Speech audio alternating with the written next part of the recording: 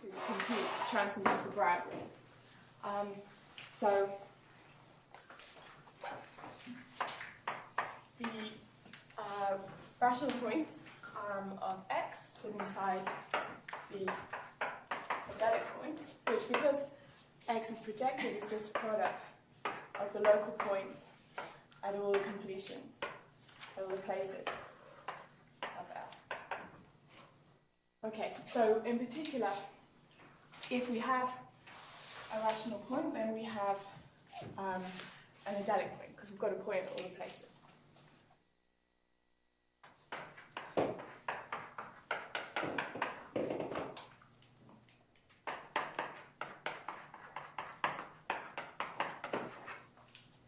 And if the converse holds, then we say that the Hasse principle holds.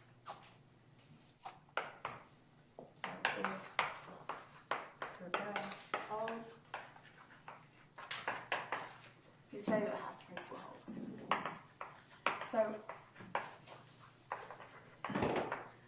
So if the Hasse principle holds, for example, it holds for conics in projective space, then that's great, because it's much easier to look for points over complete fields, because you have like Hensel's lemma, just a version of like Newton-Raphson approximation of solutions. It's much easier to look for points over here, and if you know that that guarantees you a point over L, then that's great. But unfortunately, most of the time the Hasse principle doesn't hold. So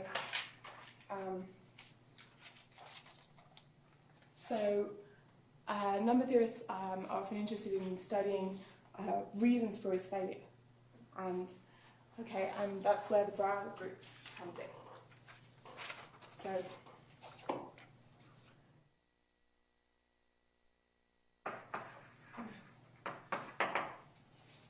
here's the definition, the Brauer group of X.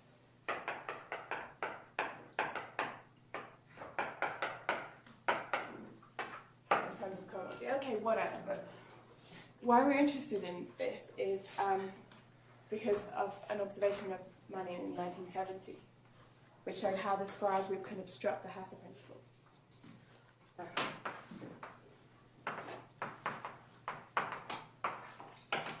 So the way it does that is there's a pairing,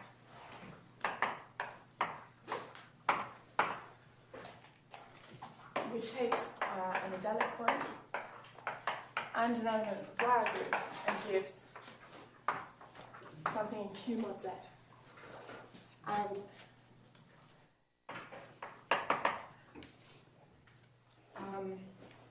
the important thing is that the rational points are in what you might call the left kernel of this map. So the points, the idyllic points, which pair to 0 with everything in the Brauer group. So the orthogonal piece to the Brauer group under this pairing.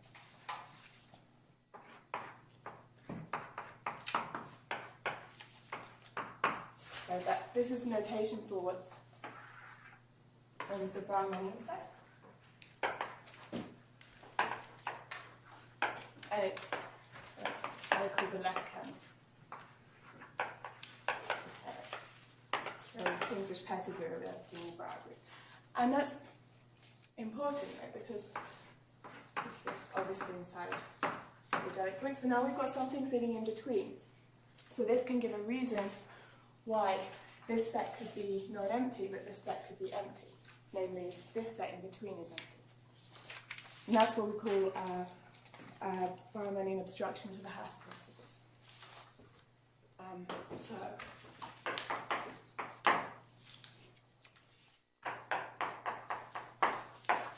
So this set is not empty, but the Brauer-Manning set is empty.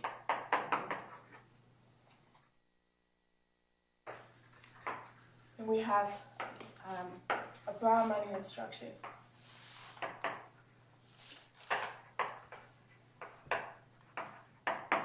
to the Hasse principle on X.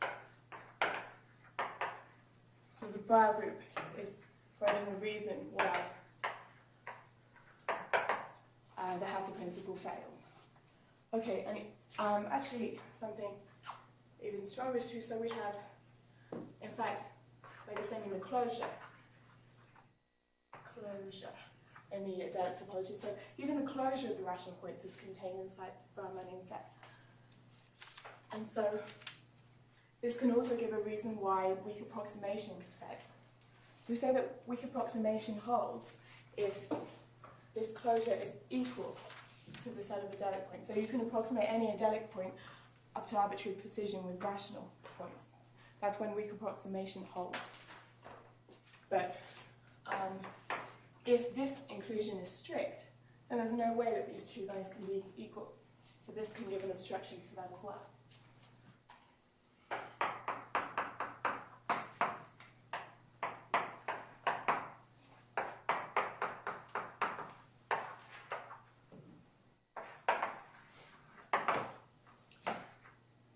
So that's when we say we have a Brauer-Mannian obstruction to weak approximation.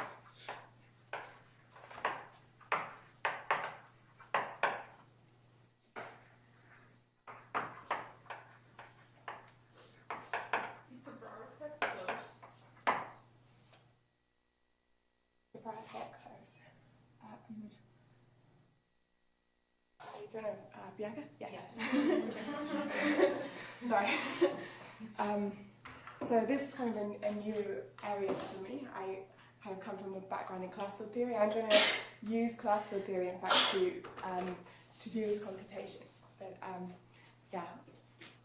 I just wanted to give some idea of like why you might want to do this computation. And basically, the idea is that if you're interested in rational points and varieties, then you should know about Brauer-Mannian obstructions. Okay, so since Mannian's observation, these Brauer groups have been intensively studied. There's lots of stuff in the literature about them, but most of the research so far has focused on the algebraic part. I'll explain what that is in a second. It's so the algebraic part is easier to work with in general, but the transcendental part is still important. The transcendental part can give obstructions to the Hasse principle and weak approximation. So if we want to study these obstructions, we need to know about the whole of the Brauer group, not just the algebraic part. So examples of transcendental obstructions were given by Harari, Wittenberg, and other people as well. Okay, so I will just define the algebraic part. So now I'm going to write x bar for the base change of x to an algebraic closure of L. So the variety of x is now a variety over the algebraic closure. So that gives a natural map from the Brauer group of x to the Brauer group of x bar, and the algebraic part is its kernel.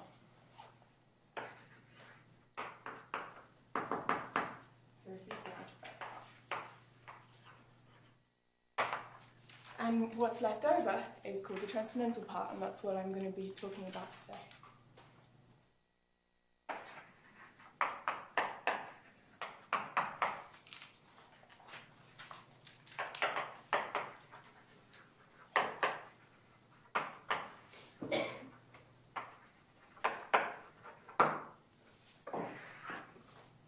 Okay, so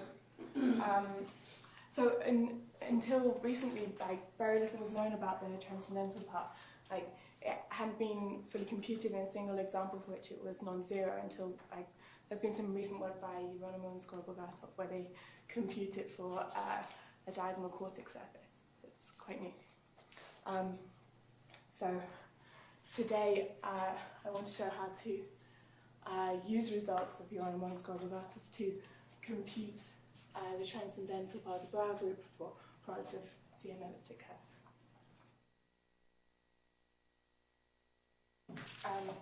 So I said not much is known, but it shouldn't be so hard because, in fact, this transcendental Brauer group is just a finite abelian group if x is an abelian variety of a K3 surface.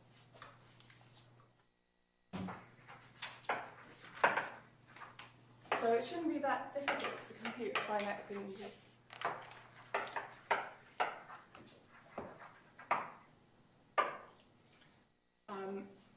So yeah, that's what Legato ones are.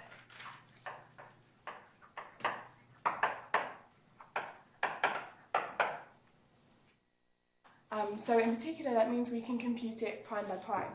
We can look at like the p power torsion for all primes p, and that's how we can compute the whole group.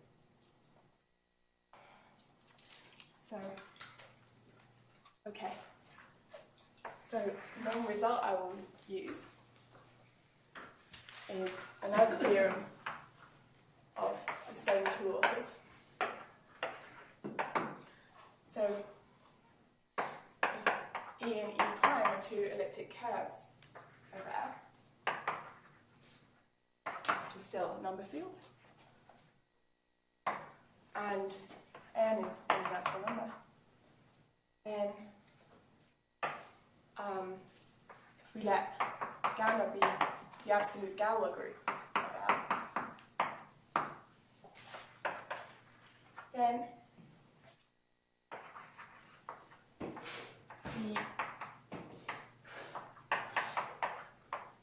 that's my notation for n torsion. So the n torsion in the Brauer group divided by the n torsion in the algebraic half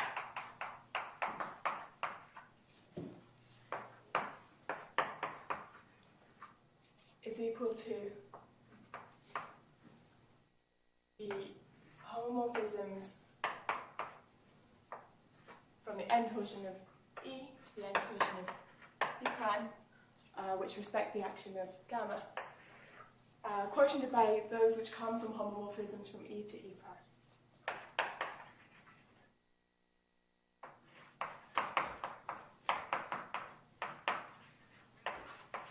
So I have to tensor with Z mod n to see this inside here, and then take also gamma invariance.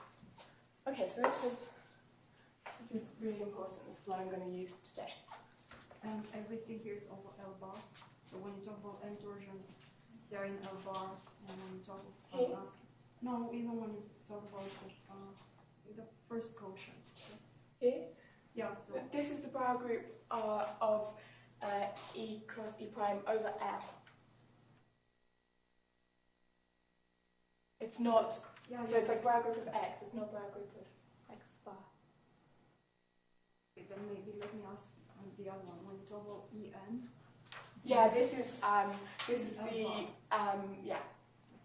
So I wrote En for the n torsion on the elliptic curve over the algebraic quotient. So maybe I should write E bar and E bar. Yeah. Maybe I should write bars here. Yeah, and that one is also over L bar. Yeah. Yeah, these are not I would put homs of L here if I meant homomorphism defined over the base. I mean here like the whole homomorphisms over the algebraic quotient. So thanks for clarifying. So in a second, my E will be the same as E prime, and there's just the whole endomorphism ring. So in the CM case, it's going to be an order in a ring of integers of a quadratic imaginary field.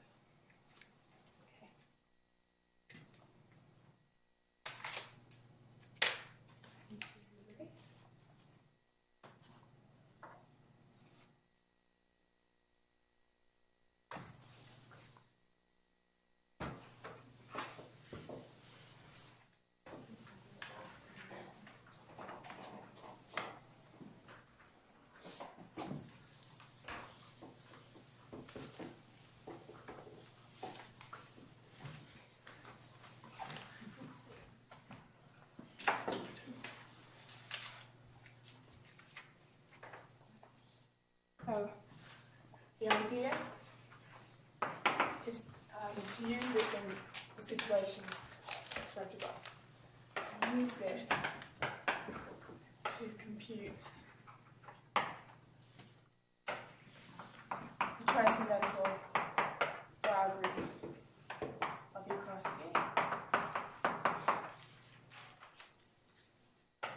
for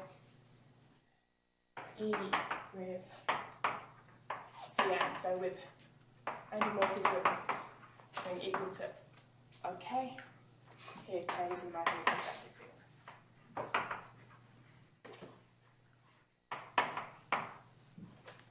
And so I said it's just a finite abelian group, so I will go prime by prime.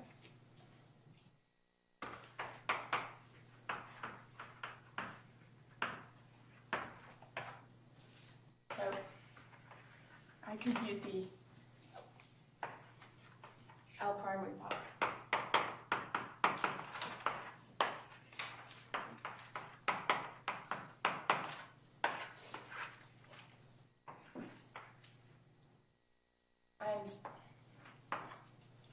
And because, so I'll write down what I want to be true and then explain why it's true.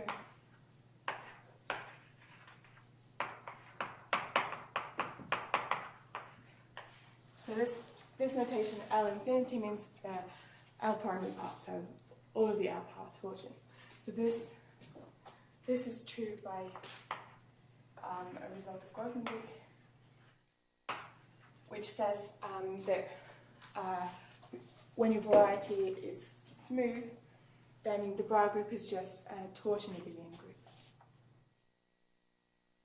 Okay, so what I will do is, for every n, compute this with an L to the n here, and then I'll show that they kind of stabilize at some point, and at which point they stabilize, and then I have all this group. Are you using the Skor-Logato-Zauhin theorem to compute? Yeah, exactly. Yeah, this is going to make it really easy. So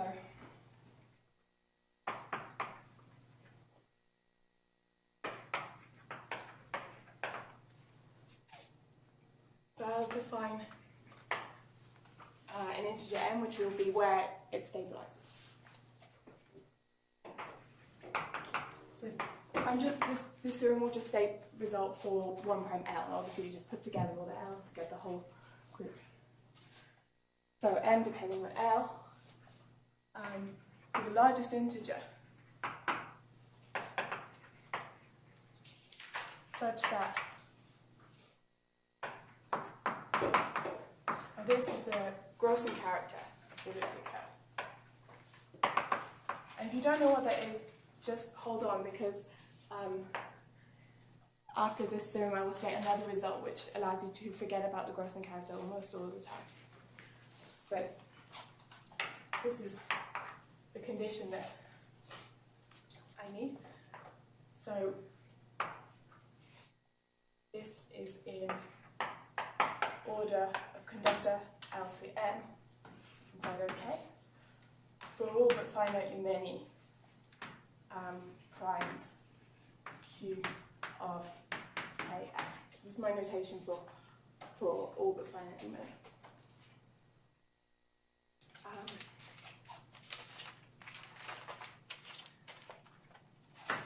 So the result splits into two cases. The first is whether if K, the CM field is contained in L, and the second is if K is not contained in L. So if K is contained in L, then this transcendental Brauer group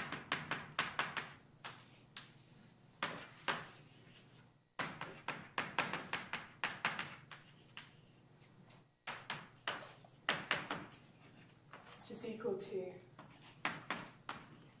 endomorphisms of the LTM torsion. Okay, I'll put the bars in. And then, so this is a quotient by K times Z or LTM. So this is something isomorphic as a group just to Z mod LTM squared. So this, you can see how this is coming from something like this, because here on the bottom I would have endomorphisms of E, which I assume to just be okay. So that's why I get this at the bottom.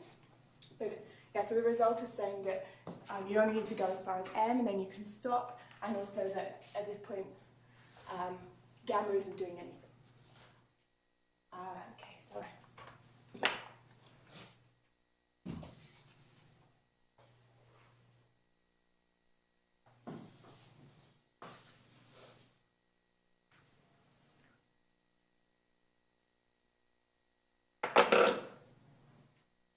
and use the whole container now, then gets smaller.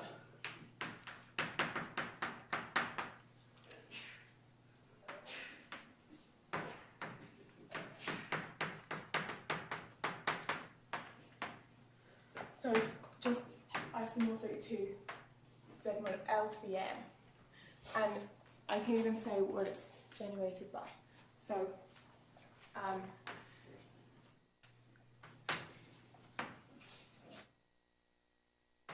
it's generated by the image in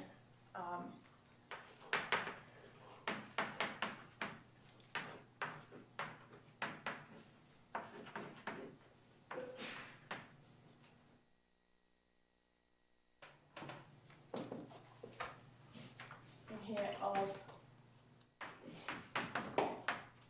an element tau in the absolute Galois group, which restricts to give you the generator of the Galois group of KL over L.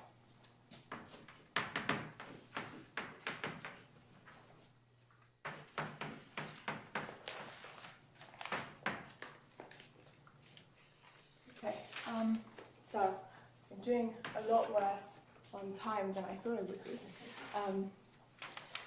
I wanted to say at least something about the proof, but well, maybe I'll just still say something.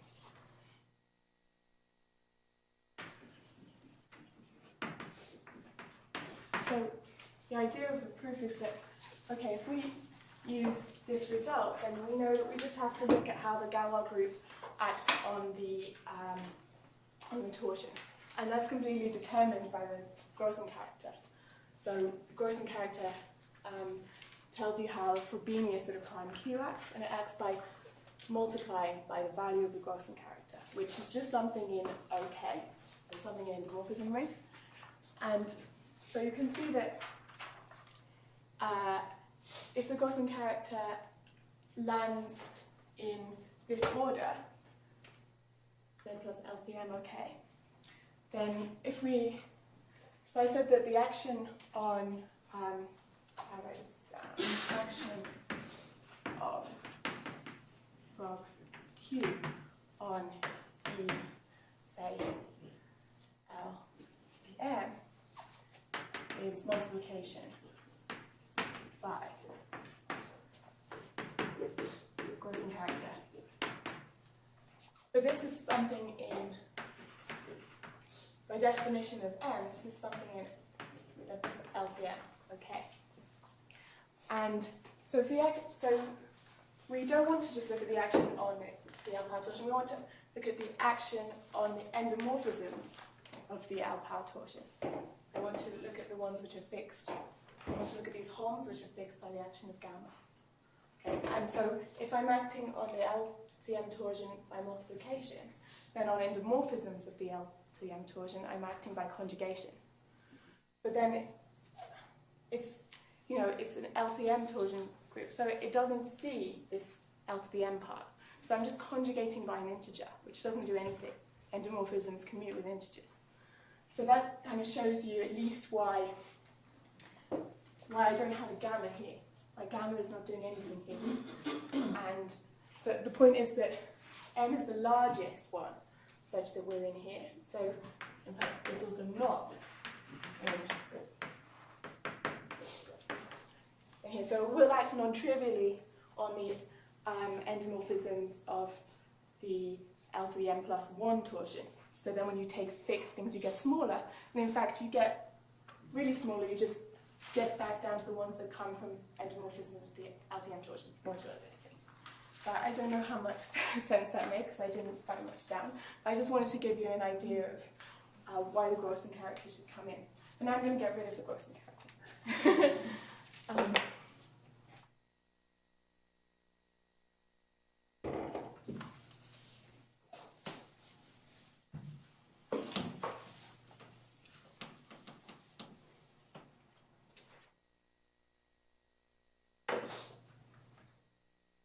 So I'm going to define another integer, which I claim is easy to compute.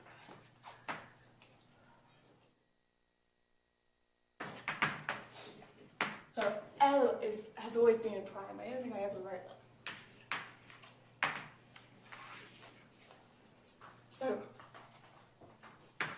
So it's another integer depending on my prime. And again, it's the largest integer.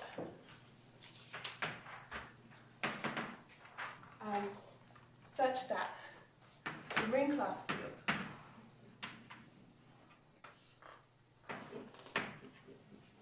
which I'll denote K at the end, of the order Z plus L to the end, okay, satisfies the following inclusion. Well, it's always got K contained in it, because it's a ring class field coming from an order in OK, but I need it to be sitting inside this composite field. And it shouldn't be a surprise that ring class fields come up when you have some condition like this. So then, this integer m, which I used to compute my transcendental Brauer group, is bounded by n, and it's actually equality most of the time. So with equality, if my field K doesn't have many units in its ring of integers, so if this is just plus or minus 1, but K is an imaginary quadratic field, so this is true as long as K is not Q adjoint I or Q adjoint Z to 3. Okay, so the proof of this is just an exercise in class field theory. And okay, I took away a Grossen character and now I brought in a ring class field. So maybe you think it didn't get any better, but actually it really did, because we have to check this inclusion. The really nice thing is that there is a formula for this degree. It's a very easy formula. And so if you want to check whether this holds, you can just check whether this degree divides this degree. Okay, and so, you know, if your degree gets too big, then you discard all those primes. So this is much easier to compute with. Okay, and at the end I would just like to make a remark that it looks quite restrictive, because I've only got E cross E and I assumed complex multiplication by the whole ring of integers. But in fact, it applies at least a little bit more generally, because in fact, if you have a rational dominant map from E cross E to some abelian variety or K3 surface Y, then away from the primes dividing the degree of that map, all the results will just apply to Y as well. So that allows you to deal with E1 cross E2, where they're not the same elliptic curve, but they're isogynous, as long as you avoid the degree of the isogeny. It allows you to deal with elliptic curves who have CM not by the full ring of integers, but just an order, because that elliptic curve is isogynous to an elliptic curve with CM by the full ring of integers. But the most important thing is it allows you to, the results also descend to the K3 surface, which is the Kummer surface of E cross E. So when you quotient E cross E by the involution taking points to minus themselves and results in singularities, you get a K3 surface. And at all the odd primes, the results still apply. So that's really important, because the motivation for computing this group is to study Brauer-Onion obstructions. And we know that for abelian varieties, all the obstructions come from the algebraic part of the Brauer group. So there's no point computing the transcendental part if you only want to study algebraic varieties, but I'm sorry, abelian varieties. But if you can apply the results to the Kummer surface, then that's useful, because they can have obstructions to weak approximation which come from transcendental elements. In fact, I don't have time to go into it, but I use this to give an example of a K3 surface which has no algebraic obstruction to weak approximation, but it does have one coming from transcendental element in the Brauer group. Okay, I think I'll stop there. Thank you.